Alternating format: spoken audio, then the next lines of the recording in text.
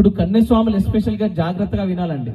శ్రీకాంత్ గారు అలాగే చారి గారు వీళ్ళందరూ కూడా ఇప్పుడు కొత్తగా మాల వేసుకుంటున్న కన్యస్వాములందరూ కూడా వినాలి. అయ్యప్ప స్వామి దీక్ష రెండు విధాలుగా ఉంటుందండి.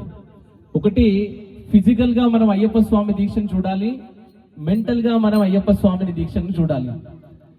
External, internal.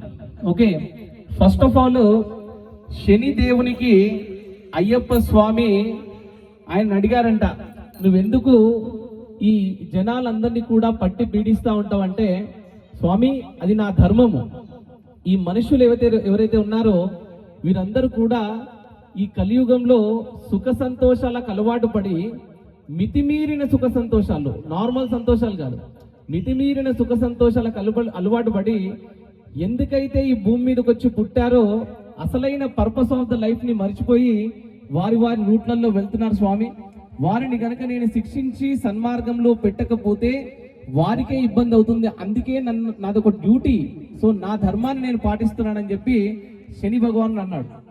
అంటే అయ్యప్ప స్వామి అన్నాడంట, మరి నువ్వు పట్టి పీడించే వాళ్ళందరూ కూడా ఏమేం చేస్తావు వాళ్ళని అంటే గనక, వాళ్ళని చలికి వణికిస్తాను, రంగురంగుల బట్టలు వేసుకునే వాళ్ళని కూడా నేను ఆ బట్టలు వేసుకోకుండా తిప్పుతాను, రంగురంగు బట్టలు వేసుకునే వాళ్ళని పట్టుకుంటాను, ఎప్పుడు చూసినా రుచికరమైన భోజనం తినేవాడిని నేను పట్టుకుంటాను, అలాగే సుఖ సంతోషాలన్నీ కూడా చక్కగా చెప్పులు వేసుకొని నడిచేవాడిని, ఇలాగా చాలా విషయాలు శనిదేవుడు చెప్పాడనమాట.